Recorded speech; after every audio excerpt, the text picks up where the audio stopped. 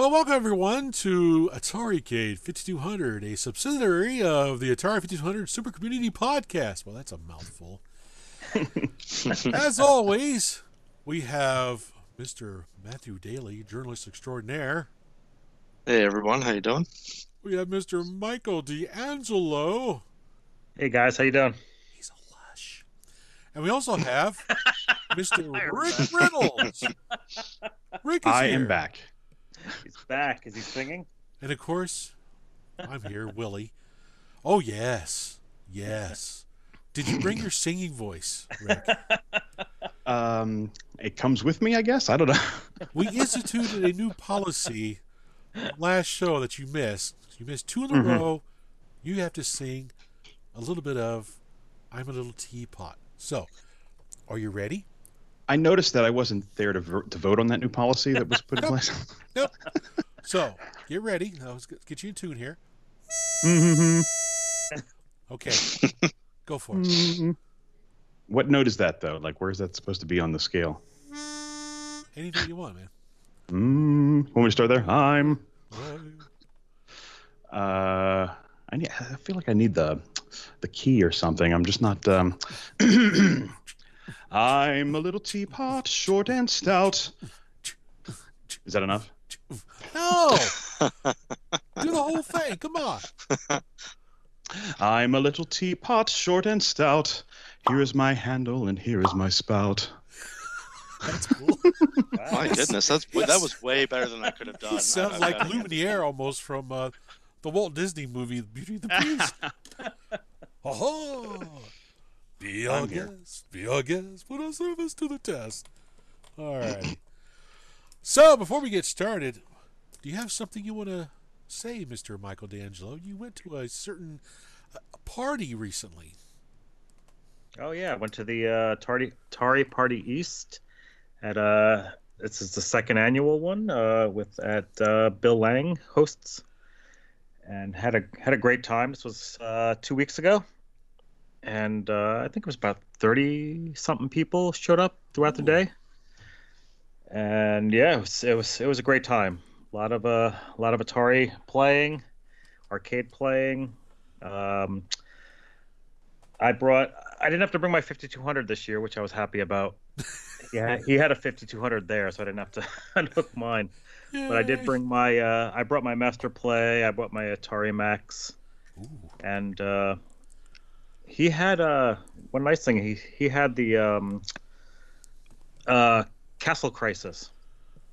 Oh, yes, the Warlords game. Yeah, Warlords. Oh man, that's a lot of fun. Isn't that incredible? So I played that. I played that on the 5200 and on the 8-bit with the paddles, and that was a lot of fun. And I also discovered Zari Arena on the 5200, which was a lot of fun. Yeah, I don't think I've played that. That's a prototype, if I remember right. Correct. Yep. Yeah, I don't think I've ever played that yet. What kind of game is that?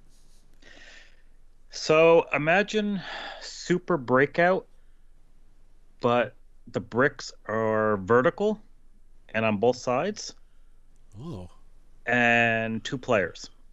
Now, are you sure the bricks were on the side? You could have been laying on the floor from drinking too much. I could have been, but I was pretty sober that day.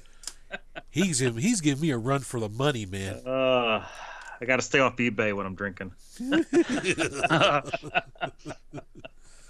Did you almost become a proud I owner bid of on a that. There was 2500? Yeah, Atari 2500. were you bidding on that 2500? Oh, a few times, Did yeah. you see how much it went for? Yeah, I did. Wow. That's incredible. I think No. you would have been in trouble if you bought that. For us, peripheral to the Atari scene. Can you tell what's the 2500?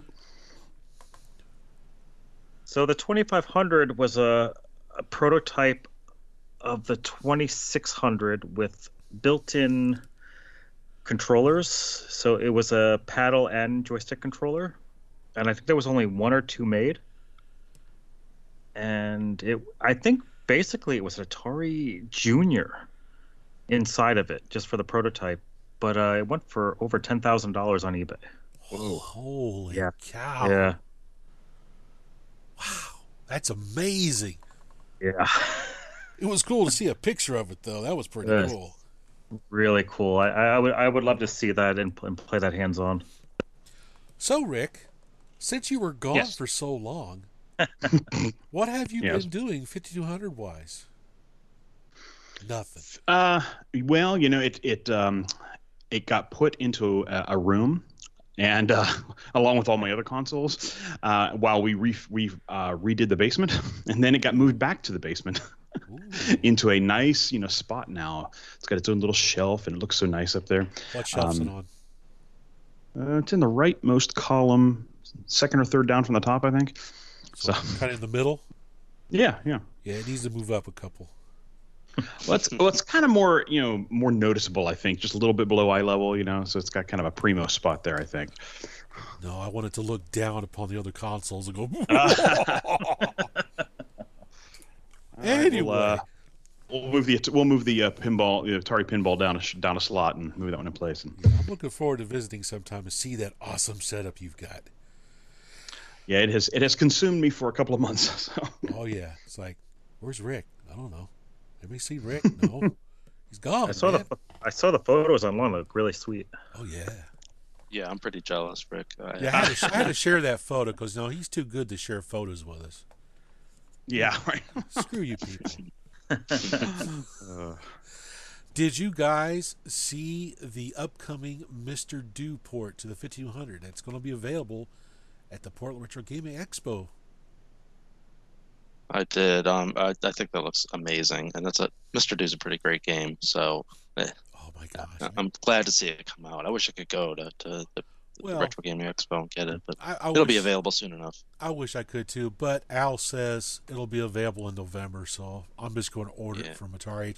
I accused Al of harassing me because he knows I love Mr. Do, and he keeps posting these pictures of this thing. I think he's trying to harass me, man. I was like, dude, man, at least let me do a beta test. I didn't get a chance even to beta test the dang thing. It's like, rats. I was too late to the party. Yeah, I didn't even see that till it was too late to do it. Yeah. Oh, well. Is this a from scratch thing, or is this? No, it was available from, I believe, Datasoft on a disc for the Atari 800 computer systems. Okay. And I think it was just ported over to the 5200, but it's a really nice version of the game, and it looks really good. Cool. So I'm definitely going to pick one up. So eventually, when the rest of y'all gets yours, we'll do an actual episode of Mr. Do for the 5200. Absolutely. All right. But no rush to go out and buy it. Just whenever you get around to it, hint, Wink. Rick. I'll probably see it there. I'll be at PRGE. So. Oh, nice. What? Okay, I am going to. Did Rick just say he'd buy us all one? Your mission, I'm sorry. if you decide to accept it, Mr. Reynolds, Yes. is to buy me a copy of Mr. Do for the 5200. All right. Like I say, I should be able to do that. To no end while you're out there until I actually see a picture of that in your hand saying, "This is for you, Willie." Then I'll stop harassing you. I will call you. I will wait till you're asleep in the middle of the night. Where's my game? Where's it, Rick? He's like, man, I came back to this. What is wrong? I know. It's so weird that he misses shows. Also, the Atari Flashback 3 collection. It's coming out real soon for the PS4, the Xbox One. I don't know if it's out for the PC yet. I think it's been released over in Europe because I had a viewer of Arcade USA comment that they got it. And it has a lot of neat arcade ports on there, along with 5200 games. Now, I am very, very excited about this, mainly because it has Star Raiders in the collection. Mm-hmm. Now, if this is the true 5200 port of Star Raiders, that means it's going to be supporting the analog stick, which is my absolute favorite version of Star Raiders to play, is on the 5200. Now, I'll have it on my PS4 to play. I think it's pretty awesome. Nice. I'm really curious about this. Oh yeah. So I went online and it does look like it was released already in Europe. Did the feedback you received? Did they talk about the gameplay? They said it was really nice. Said it was really good. Yeah. So I'm pretty excited about it. There's a version coming out for the Nintendo Switch. Yes. Which is Yes. It's actually all 3 volumes in one. So they're just calling it the Atari Flashbacks Classics Switch. It's 150 games. And what's nice about the Switch version is you can use the touch screen for some of the games. Oh yeah. So for example, Centipede, Millipede, and what's nice is it's going to have 3 versions of Centipede: the arcade, the 2600, and the 5200. Same with Millipede. Missile Command is going to have the same thing, all 3 versions: the arcade, 26, and 5200.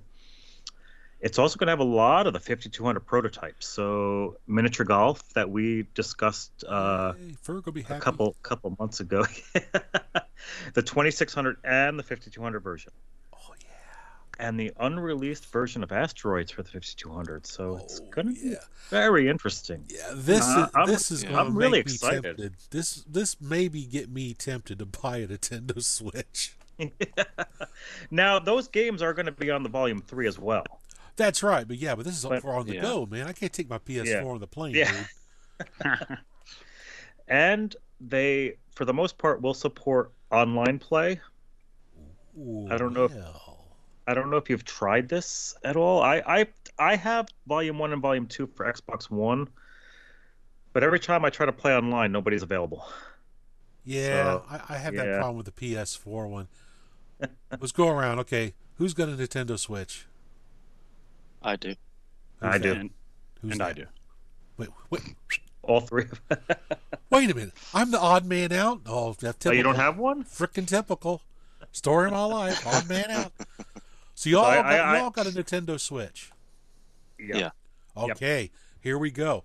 I will go buy a Nintendo Switch. We'll buy this game. All of us need to buy this game, and we'll do some online play videos. Sounds good. That'd be great. Oh, especially Warlords. Ooh. Good call. Does it have? So it has. It has Warlords Arcade and Warlords 2600. Both. Does it have Castle Crisis? No, not Castle Crisis, but it does have Warlords Arcade. I don't care. Warlords. It has both versions of Star Raiders. Yeah. Oh yeah, I'm pretty excited about that. So it has quite a few 5200 games. It has all the real sports games. I don't care about those. Yeah, neither do I. Yeah, no. It has that Zarya Arena on it, so we could. Zarya Arena. Yep. Oh yeah. Oh, this is gonna work out really good for the podcast. Awesome. So the funny thing about the Switch is I bought it about a year and a half ago. Yeah. I was going to give it to my kids for their birthday. Yeah. They haven't received it yet. I hear that it's going to. Oh, you're a bad father. How could you? Well, because I bought it at release, and at the time there really wasn't. My kids are 8, so there really wasn't that many games out for it other than Zelda. Yeah. So I'm like, let me hold on to it till some of the Mario games came out, and then I'm Sorry, enjoying it little too much. Susie, it's mine now. They might get it this year for Christmas. Oh, here's your used Nintendo Switch. I'm gonna polish it off. Your 2-year-old Nintendo Switch. Michael will be sitting there trying to put the tape back on, put it back in this little plastic baggie. Yeah. Look at that. That little scratch, that's custom. That makes it unique. I did the same with the Wii U. So just ignore the beer bottle stains on the side there. Lush. Anyway, this brings up an interesting topic. I think it'd be kind of cool to discuss. We see all these Atari flashbacks out there, the 2600 Atari flashbacks, the portables, and all that good stuff. We have the Nintendo Minis. We have that new PlayStation Mini coming out. Supposedly there's going to be a Nintendo 64 Mini. All this stuff. What would you like to see? What 3 games would you like to see on an Atari 5200 flashback if they made it? And we'll start with Matt. Okay, well, I'd want to see Countermeasure because it's a 5200 exclusive and it wasn't on anything else. It'd be kind of cool to showcase that to people, I think. Star Raiders, because it's the best version of Star Raiders. We all know that.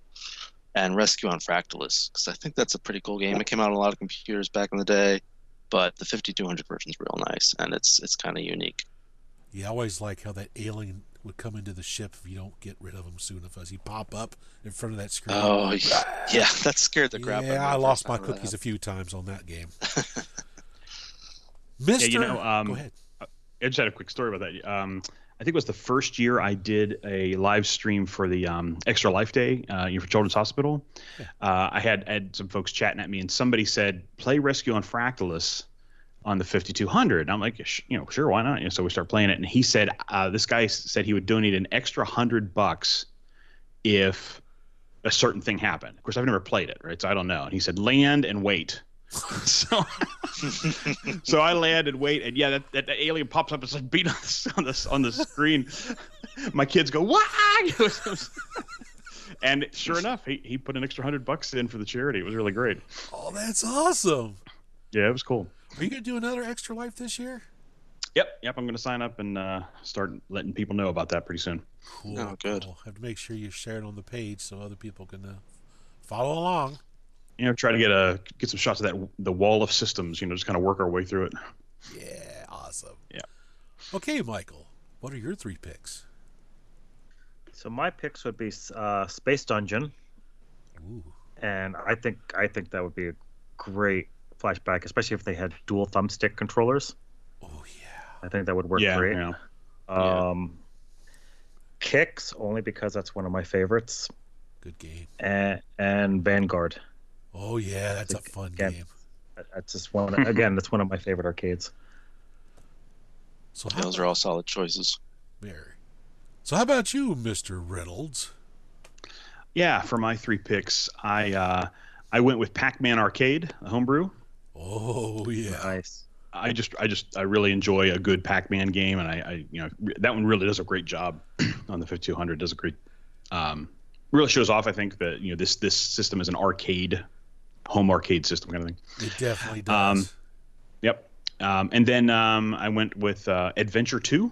Oh yeah. And that's a game that I want to play more. I just haven't. And it just really seems like the kind of game I would really get into and enjoy. So and I think it's so many people loved Adventure on the 2600, right? Oh yeah. So you bring this in on a 5200 flashback. I think you might draw some people. And then Sinistar was my 3rd pick. I love that game. Oh yeah, that's a great game. That's a good one. Yeah. Well, my 3 picks would be, of course, Missile Command, Berserk with voice, Oh yeah, and Tempest. Nice. Really nice. Oh yeah. That'd be cool. Now, of course, you'd have to have it be compatible with the trackball. Oh yeah. You got to make the flashback compatible with the trackball. Let's see what they can do. They the make a new little controllers. miniature 5200 flashback.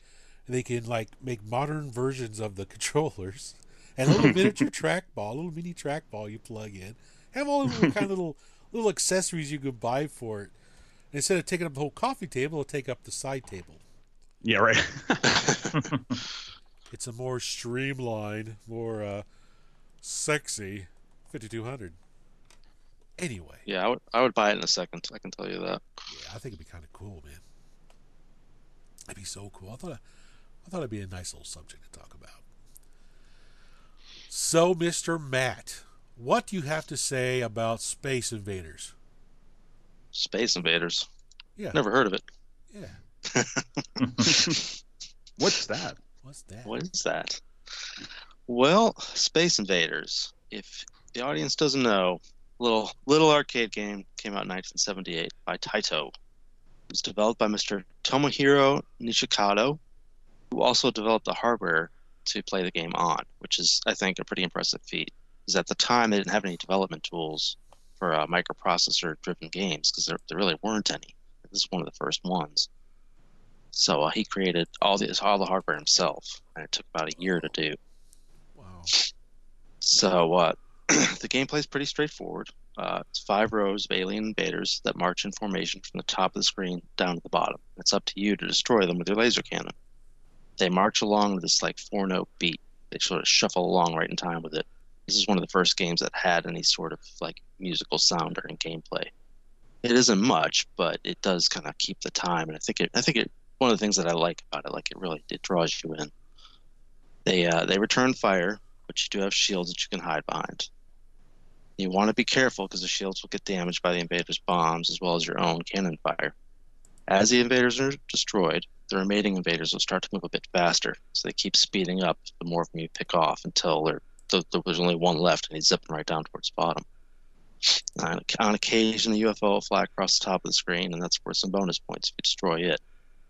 So if you get all the invaders, a new set will appear and you start again, but they'll start out a little bit closer to the bottom, so you have less time to take them all out.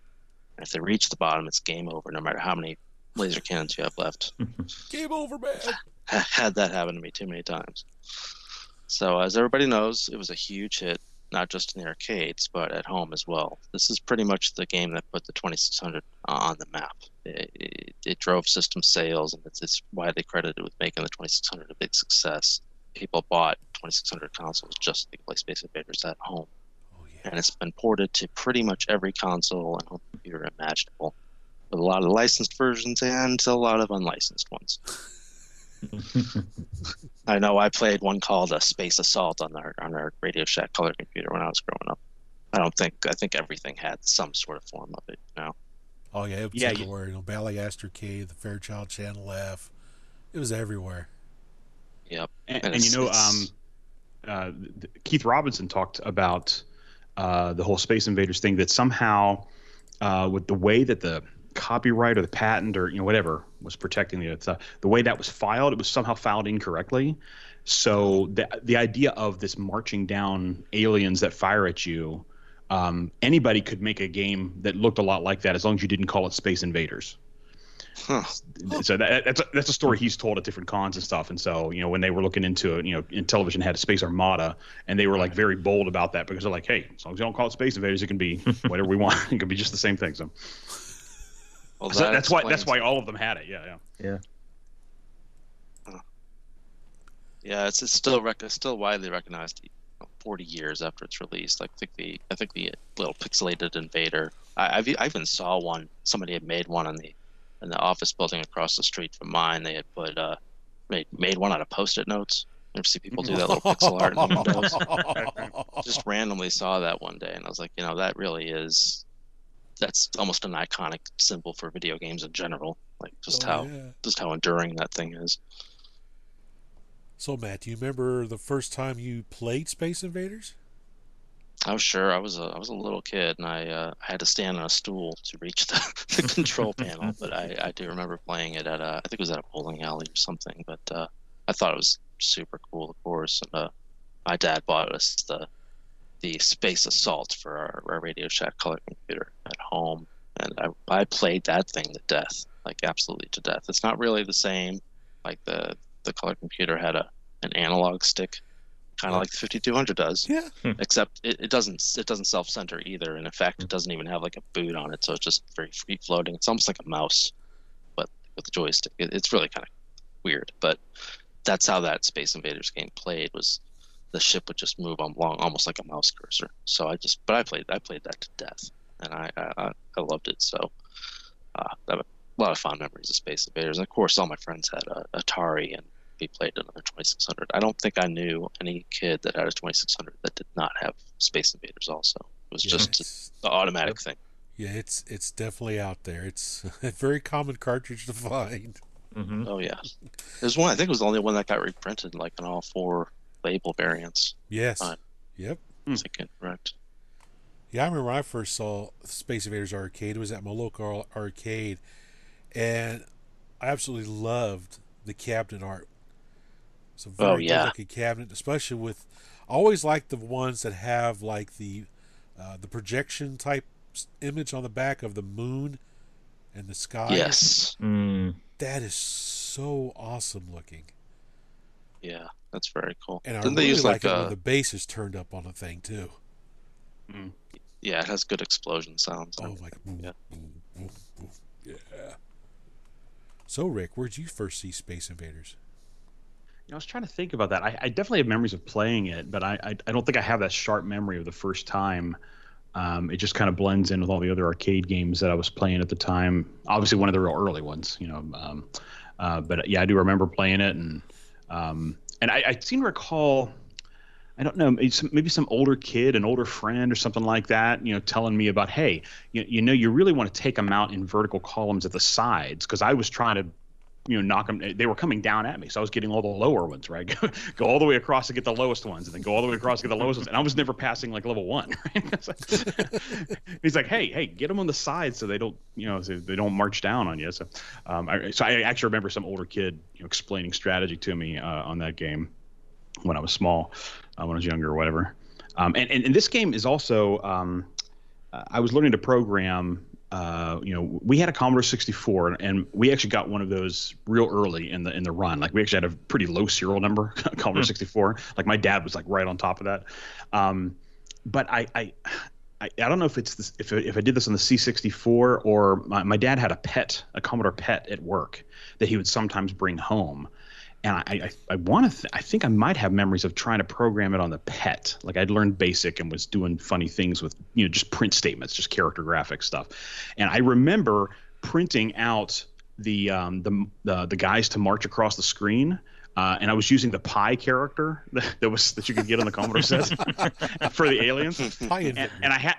Yeah, exactly. And I had them moving, and then I was getting to the point where I was adding the missile to fire at them, and every time I hit my missile fire, everything would freeze as the missile moved its way up the screen. And then I realized, oh, I can't do it that way.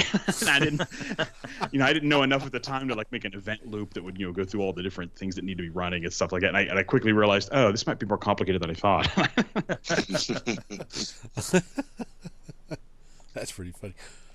As they move across the screen, 3.14, 3.14. Yeah. How about you, Michael?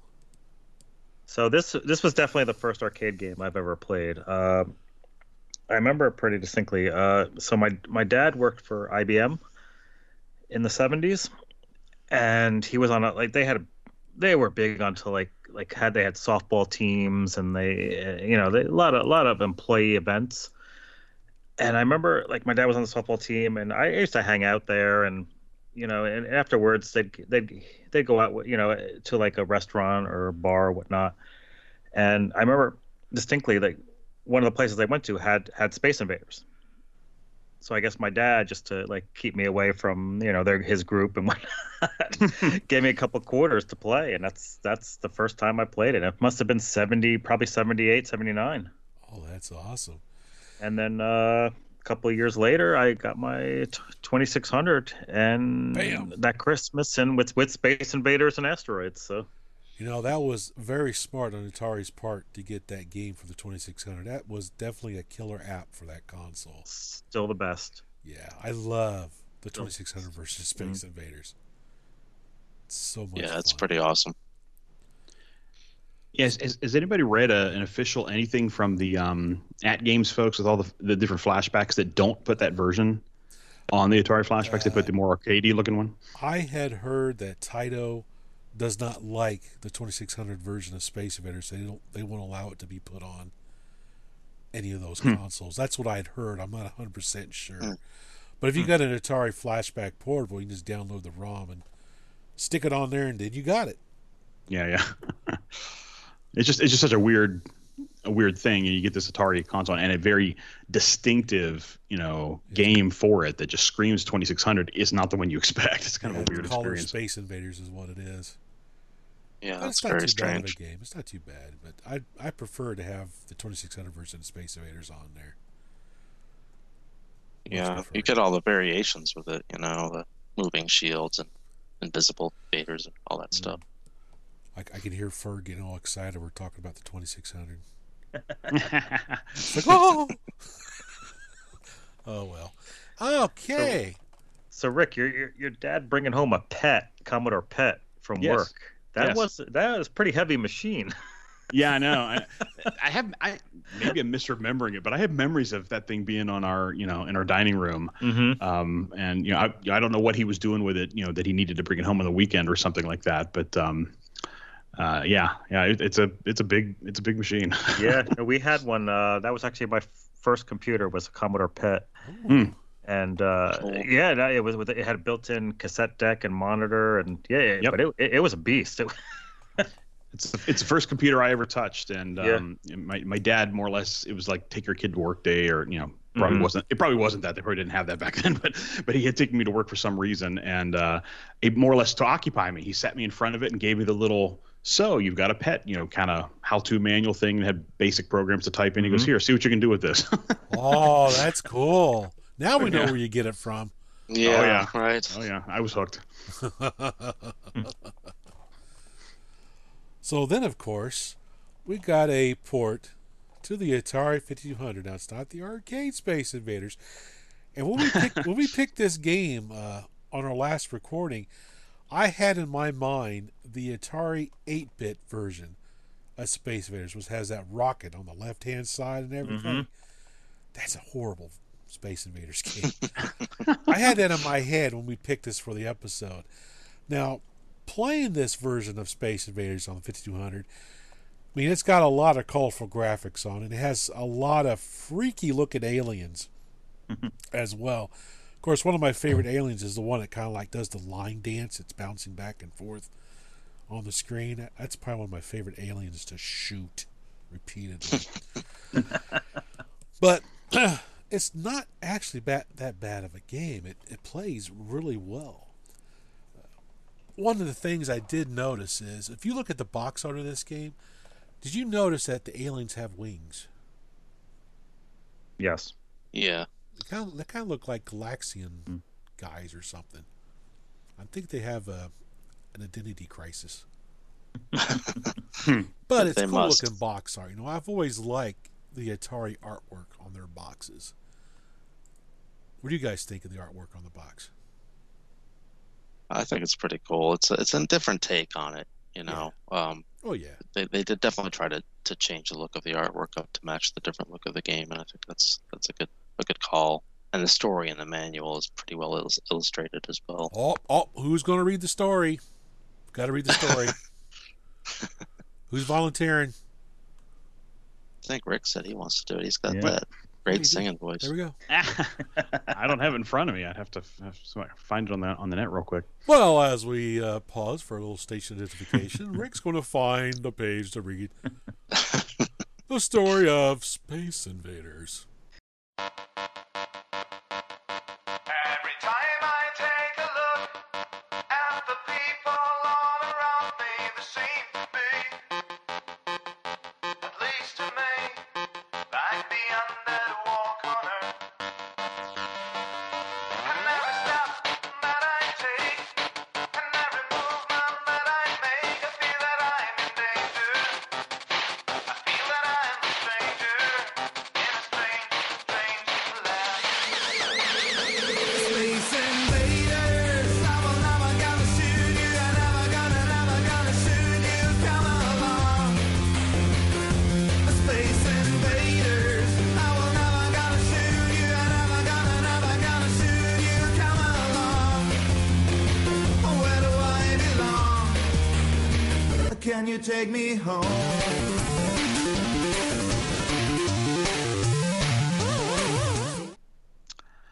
You are a recent enlistee in the Earth Defense Corps. For the past 6 weeks, you've undergone grueling and intensive training. Now you stand at attention, nervously anticipating the most critical section of your training, attack, counterattack. In preparation for this task, you've read, reread, and memorized the Space Invaders Manual. Okay, kid, you're on, barks your commanding officer. Quickly, you climb into a laser tank. A second enlistee follows you. You each settle into deep leather seats. Ooh, very descriptive of the seats. With a soft whirring sound, the automatic hatch cover closes overhead.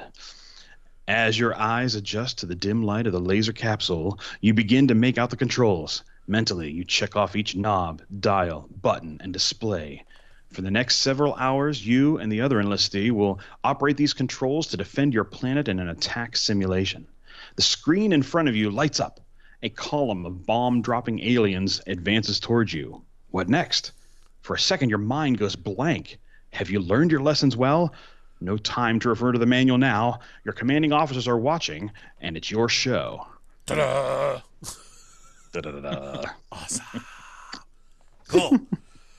So, let's discuss some general thoughts on this port. We'll start with Matt. What do you think of this port to the 5200? It's kind of weird. Like I just could not shake the feeling that this wasn't really Space Invaders. I don't know. It's You thinking the programmers were hitting the mushrooms too much? Atari was a pretty wild place back in the Yeah. day, so it could have been that. Yeah, I don't like that they. I like that they have extra animations. I think that's pretty cool, but it throws off the whole marching and beat with the sound thing, Mhm. and it's the whole transformation thing that they do. They turn into something else, and the sound stops completely. That just throws me off. I don't like that.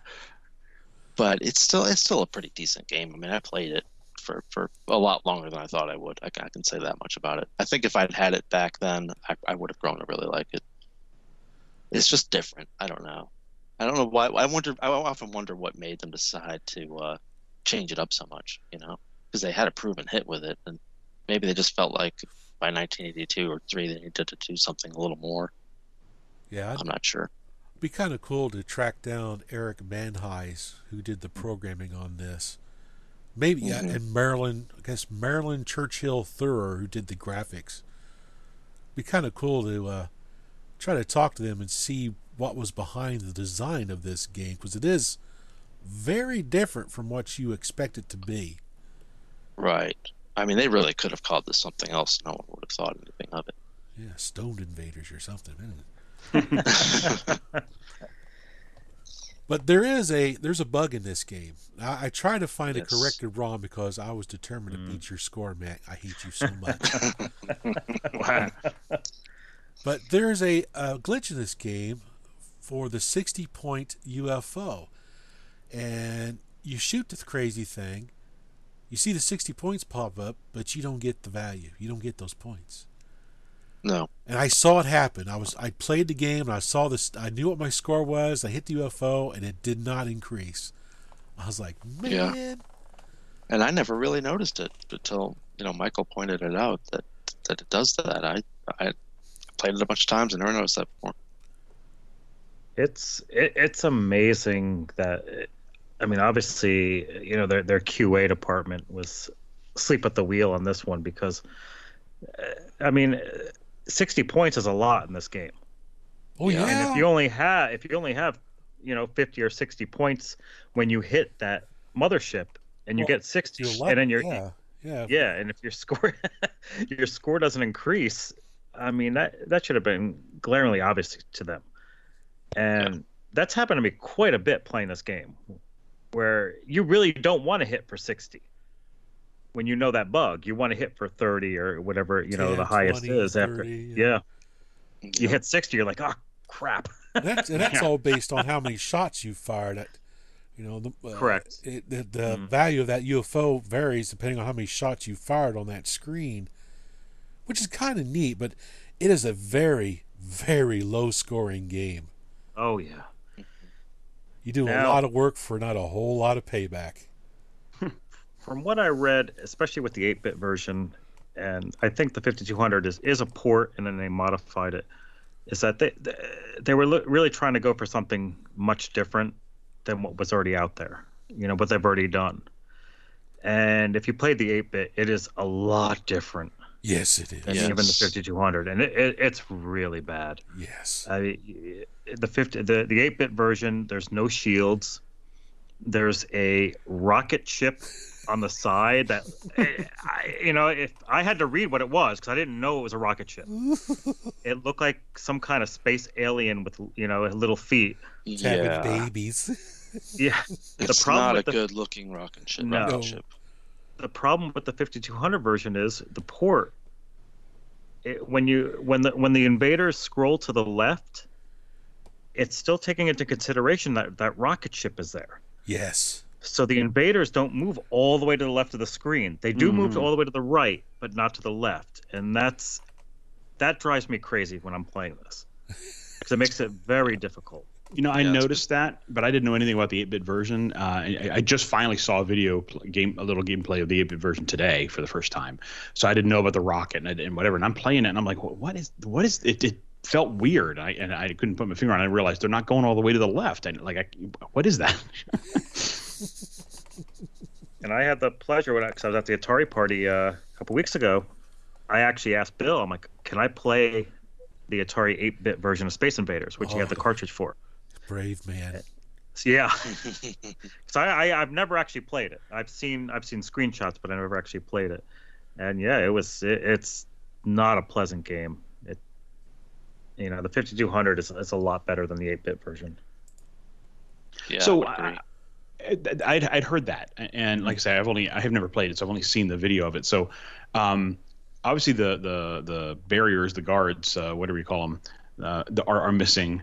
Is it just control bad? Like, because it seems like it's pretty similar when you watch a video of it. What makes it so much worse? It's silly how much worse it is just because of that stupid rocket ship. I mean, it looks ridiculous. Like, what is that? I mean, I don't. They just dropped the ball on that artistically. Like, it shouldn't really even be there in the first place. And it's terrible. And the way that the way it does things, like in the 5200 version, they get kind of all the way to the bottom. They do the transformation thing, and then this rocket ship comes and picks you up, and then it basically starts again with them back at the top.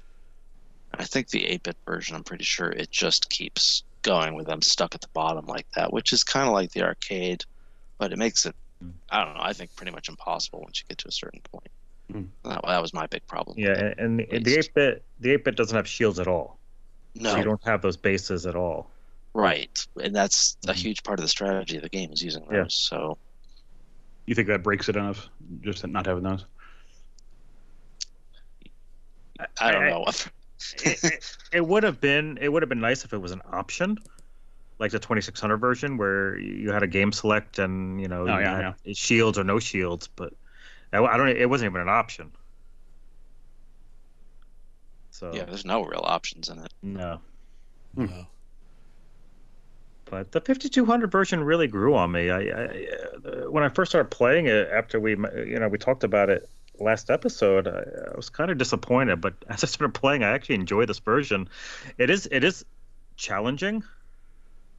I mean, I play a lot of games where I can't get past the first wave, and then I'll play games where I get to almost the intermission screen. But I have yet to see that intermission screen other than other people playing. I usually lose it at that last. And it's the screen where the invaders kind of look like the ghosts from Pac-Man. That's the best way I can explain it. I thought they kind of looked like the ghosts from Mario, the Boo ghosts. Yeah, the King Boo. Okay, yeah. yeah. You're right. Yes, you're right. They're all the same. Yeah. It's a better analogy. The manual calls them the crystalline invaders. So it's Well, I strange. do know that the shot algorithm in this game for the invaders is brutal for me. It's like they seem to know when to shoot to hit me. Yeah. Well, I found a good strategy is like my instinct with the classic Space Invaders is just kind of stay right, like go left and like juke back right if they shoot at me or whatever, and just kind of poke out from underneath the shield and take shots at them. Well, we But already with know this your one, I found strategy. You said you were drunk when you played the game and got that high score. So we That know your is strategy. That is also a good strategy. I still But with this one, I would it just didn't work that well. I You- ended up you- spending a you- few $100 on eBay. You had rum. It's the wrong thing. You gotta stick with the beer. There you go. So, Rick, what did you think of this version of Space Invaders on the 5200, being a new guy to the 5200? Well, yeah, I mean, given the strength of the arcade ports on this system, like that, they were selling it as bringing the arcade home. That was the I think the real impetus behind this thing. I kind of expected a Space Invaders, that looked like the arcade to some degree, right? Yep. Or at least an option. Like one of the things we talked about how odd they look. I'm surprised that given again the focus of this platform being kind of bringing the arcade home, that there wasn't an option for a more arcade, set of graphics. Yeah. But yeah, so I think I like them coming in from the left side. I mean, I know that after having seen the 8-bit version with the weird rocket there, it's kind of like the rocket's there, but it's off screen, and they're coming in. They're still coming from the rocket. But if you don't know that, which I didn't know, I kind of like that because it's like it gives you a head start on the level, right? You can start picking them off because they have a lot further to go in that first march across the screen before they'll drop down. Yep. And so I do kind of like that play element, that kind of moving you forward a little bit on that as you start the wave. I think what takes you out of it, at least for me, is the animations. There's something in my brain that wants the Space Invaders to march in time with the beat of whatever's happening, right? You know, Yes. the original one had that 4-tone bump, and they all moved to that, right? And then when the 2600 port came out, they didn't have that bump, but it had more of a marchy, you know, like sounded like marching feet or something. But again, they moved in time with that.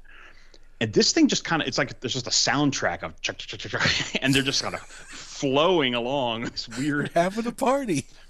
pulsating whatever, you know, and it doesn't feel like it matches the sound.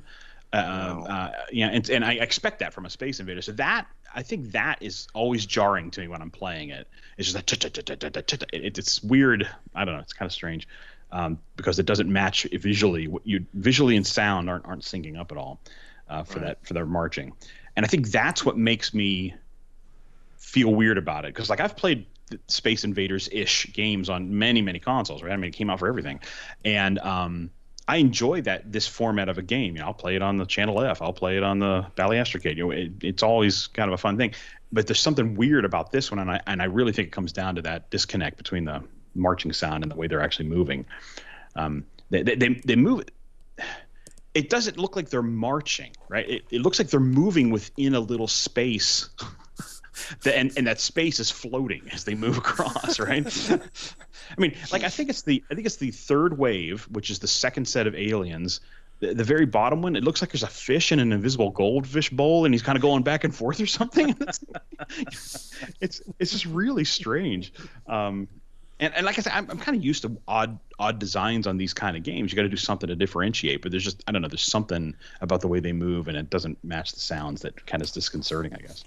But in terms of gameplay, like it is a pretty fun version. Like I do enjoy it when I'm playing it. I think it's one that I'll probably get out, you know, when I'm all right. Let's do some 5200 tonight. I'll probably pull up Space Invaders when I'm doing that. I really like the rapid fire. Like it's not really rapid fire. If you hold the button down, it will fire continuously when you know the shot hits whatever it's going to hit. Right, as soon as you're able to fire again, it will fire again. Yep. And if there's a line of invaders that's kind of low, you can actually pick a line of them off pretty quickly if you just hold that button down and kind of strafe left or right or whatever. You can kind of just pick right across because it keeps up with you, and that's a really cool. Something that's very distinctive in terms of not like the arcade. The arcade is very much punch it and it fires, and punch it and it fires, and it's got a very different feel on that stuff. It does make it harder to count your shots, though. Yes. Because if you're underneath the shield or something, it'll blaze away at the shield, and there's no way of knowing how many shots you fired. But it's not really a big deal. But it's just kind of different. Mm-hmm. The wild changes to the invaders, you know, it's every 2 levels a new set comes out, right? At least for the first 3 changeovers or whatever until they turn into the Mario ghosts. But I was kind of surprised though in all of that that the mothership doesn't change. I kind of expected that to change along with them, but I think the mothership design is the same all the time. But the other thing I kind of liked about this that I don't think I've seen in any other Space Invaders. I don't think so. Is if you lose your last man, if your man gets destroyed, your base gets destroyed, the game keeps playing and you can't do anything, and they just march their way all the way down until they land. Right? That's them thumbing up there, you know, thumbing at you. Yeah. Well, it's kind of like yeah, you destroyed, and guess what? They're going to land and take over your planet now. You get to watch that. They're coming down. Deal with it. Yeah, exactly. I don't know. It's kind of. I'm playing along and I'm like, oh, they're still going. And do I have another life? And I'm hitting the button, nothing's happening. I'm like, oh, I see what's going on. They're just kind of rubbing my face in it, aren't they? Yes. Did any of you guys try playing the game with the trackball? I tried and yeah, I found out did my too. trackball doesn't work anymore. So Oh no! that was sad. Oh, Yeah, I man. found out my left button doesn't work. Oh, Yeah, the right Huh. one works fine. So I played a little bit that way. It's not bad. It's not bad. I just prefer the joystick in this game. yeah, I prefer the joystick on this particular game over the Mhm. trackball myself as well. It I controls really well. I didn't think the 5200 stick was bad on this one. No. There's No, it's a not. there's a good solid section of dead in the middle that you don't feel like you're losing control of your base as you're moving left and right. The only complaint I had about it was the fire button on the left. I felt like my thumb was getting a little tired of that one, but the stick itself was doing fine. Now, did any of you guys try the graphics hack by Pac-Man Plus that changes it over to the arcade version? Yeah, I Yes, did. gave it a shot. Yeah. Yeah. It was, I hadn't downloaded it yet, so I didn't give it a shot. It's pretty nice. I mean, it looks like the Nice. arcade version. It's pretty cool. It still doesn't sync up with the No, sound. no, It's still it doesn't. Oh, man, My- just can't one make of you my- happy.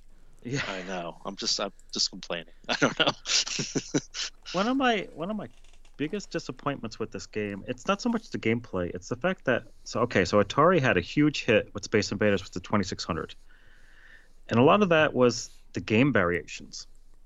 I'm Right. surprised they didn't have more game variations with the 5200. Yeah. Yeah. Because that's what really made that game a lot of fun. You know, the Invisible zigzag, invaders, zigzag. visible, 2-player at once. Oh, that's awesome. 2-player once, yeah. I mean, there's so many things they could have done. I don't know. And it's just a shame they didn't capitalize on that. It is too But- bad. Yeah, it's because I mean my go-to for Space Invaders will still be the 2600, and that's one of the few Atari games that I'd rather play the 2600 version than the 52. Well, yeah, Yeah. I'm with you on that Yeah. too. As Ferg is Yeah. dancing in the streets right now. In that in that thread on Atari Age where whoever it was, I'm sorry, that Pac-Man put out Plus? the Pac-Man Plus. He put out the hack. He mentioned in there it's actually only 8K of code in a 16K binary. Yeah. So I mean, it's not like they ran out of space or anything for these Oh. these improvements that we're talking about, like in terms of like variations or putting an alternate version with different graphics or whatever. They had plenty of space. Oh, yeah. What They if it could was have kind of like fit a lot more in there. kind of like a time thing? They were running late to get it out the door or something. Yeah, Yeah, that's what it must Yeah. be, right? Yeah. They must have run out of time to implement what they wanted. this was a launch title, I think. It was I believe so. Yes, it's a very common game. It's very easy to find. I know that for sure. Yeah. I see it all Yes. over the place. so they probably had limitations on what they could do to get out the door, Yeah. which explains the QA. You know why that 60 point mothership is you don't get any points for it. Yeah. So it was And I mean, I enjoy the game. Don't get me wrong. I do enjoy this. And I played with both the regular 5200 controller and the Master Play clone, and really didn't make a difference to me. They both played really well. No, the regular stick works just fine with this one. And with that 60-point bug, am I right that the point values you can get for the mothership, or you were supposed to get for the mothership, would be 10, 20, 30, and then 60?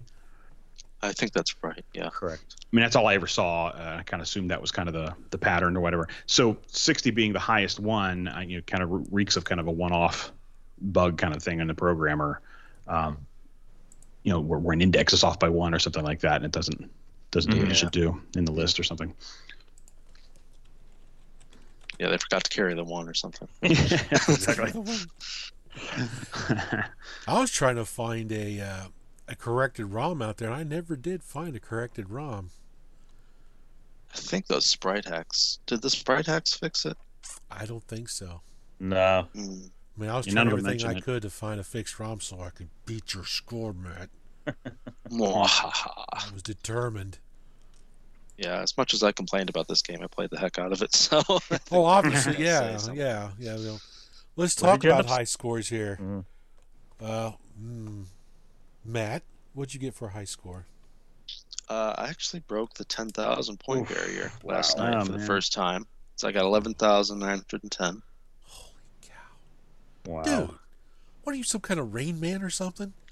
I got the little mothership screen twice, and I think the game honestly just repeats after that. So I think if I could just get the hang of it at that point, I could maybe play it as long as I wanted. I don't know. You had to play that game for quite a while because, these point values for the invaders, 10, 15, 20 points. Yeah. It's not Holy great. cow. You got to play this game for quite a while to get that type of score. Yeah, it takes a while. And there's some of them that are got to be even lower, right? Because I mean, it's not like your score is always in 5 or 0, Yeah. right? Well, I'll look at the There's got to be manual. stuff that's like 1 or 2 points or something. I'm thinking. It's pretty low. It's pretty low. Nevertheless, it's pretty low. So, Mr. Rick, what kind of score did you get? I felt pretty good, frankly, about my 2,998. Almost hit 3,000. I did not get to that first animation screen. I think I had 5 guys left on the screen or something, and when I on the screen that would have, as I understand it, gotten me to the animation screen. Yeah, it's right after the ghosts. Yeah. So I got to the ghost level, and I just never could clear that whole level. And there's something I meant to mention before. I saw it I saw it a lot on the ghost level. Sometimes they'll be, they're kind of down low, and one of the guys at the lowest row will just start this bullet hell of just a stream of bullets, and like I can't do anything but lose ships. Like it's just there's not enough room to pass. I don't know what to do. I can't cut through it. I lost like 4 ships on that screen. Or 4 bases, or whatever you want to say, and I just was like, I can't get this guy. Like I lost ship after shift after shift, and each one of them scored 0 points. I hadn't hit a single guy, so I was trying to attack these things because, again, this lowest guy was just dumping these laser things at me. So I really want to play it more. I want to see I know I can get there. I know I can get that past that screen and see the animation and stuff. But almost 3K, 2 points shy of 3,000. I can tell you how to get past that guy. Yeah. You have to crack open another beer and then try again. I gotcha. That's the drinking strategy. Yep. Right. I see. So, Mr. Mike, what kind of score did you get? I had around 2,100. Ooh. Same problem that Rick had. I can't get past that last wave with the ghosts, and I think I lost my last 3 guys just right away, as soon as I started the wave. Yep. So, yeah, I think I posted, but the score I posted with, I think, was a little shy of 2,000. Yeah, it was But I was 1980. I was playing a little while ago, and I cracked about 2,100. Yeah, I just did it about an hour ago. I got onto my YouTube channel. I did a live stream that I titled "I'm going to try to beat Matt's score," and I ended up getting 5,851. Oh, nice. That's good. So I definitely improved. Yes. But I did beat Matt's score, though. Yes, I hate you, Matt. Crack 10K is pretty damn. Crack Yeah, I was 10K pretty is happy. pretty damn goodness. Oh yeah. One of the things we mentioned earlier that I forgot to interject with is about game variations. This does have some game variations to it. I think there's like 12 of them. And the main difference between the game variations is the invaders can have bombs that'll home in on you. Yeah, get a high score on that one, Matt. Wow. Oh, no thanks. And it has reduced lives, like 3 lives. So there is a little bit of variations to the game that you can play. Mm-hmm. I forgot to interject that when we were talking about it. It just doesn't seem like there are as many, or There's it mostly not. seems like it's like has to do with the bomb speed and whether or not they track you and that sort of thing. Yeah, like here's the options from the game select matrix. You have an option for 5 lives, 3 lives, slow enemy bombs, that's the one I should be playing. Fast enemy bombs, that's the one that Matt should be playing. Slow and fast enemy bombs, that's the one that Rick should be playing. Huh? And home in enemy bombs, that's another Matt one right there. So there's I like did try that. 12 It different killed me games. quickly. Yeah. Mm-hmm. 12 different game variations, which is not as much as you would think you can do. They could have easily added a 2-player simultaneous option on this, which I think would have added a lot to the game. That would be a lot of fun. Have 2 people playing like on the 2600. I think that would have been really enjoyable. Or different size bases like they have in the 2600 would be kind of cool. Do you guys have any final thoughts on Space Invaders? As the crickets go. I think we've said it all. Said it all. Said it all, man. All right, awesome. So, on a scale of 1 to 10, what would you rate this game for someone to pick up? 1 being keep it in the trash, 10 being caress it lovingly. Oh, wow. Matt? I think I'd probably give it about a 7. 7? Ooh. It's not bad. It's not. It does grow on you. Ooh. I'd give it a 7. Matt's going old Deadpool on it. What about you, Rick? I was thinking kind of middle of the road, maybe a 6. Oh, that's cool. Yeah. That's cool. Michael? Yeah, same with me, a 6. 6? And I would think a 6 as well. So overall, we give it a rating of 6, which is not bad. It's a fun game. Very enjoyable. I like it. And it's so common. It's cheap to pick up. Very cheap. Last time I saw it for sale was at a video game store I visited this week. Lost Ark Video Games. They had a copy there. I think it was like $4.95 or something like that. Okay. Yeah, fairly cheap. They had a bunch of 5200 games. Bounty Bob, Miner 49 or whatever. Had a bunch of them over there. Anyway, what is our game that we're going to mess around with next, Mr. Matt? How about Moon Patrol? All right. What do you guys think about that, Moon Patrol? No, I love Moon Patrol. So I'm excited about this one.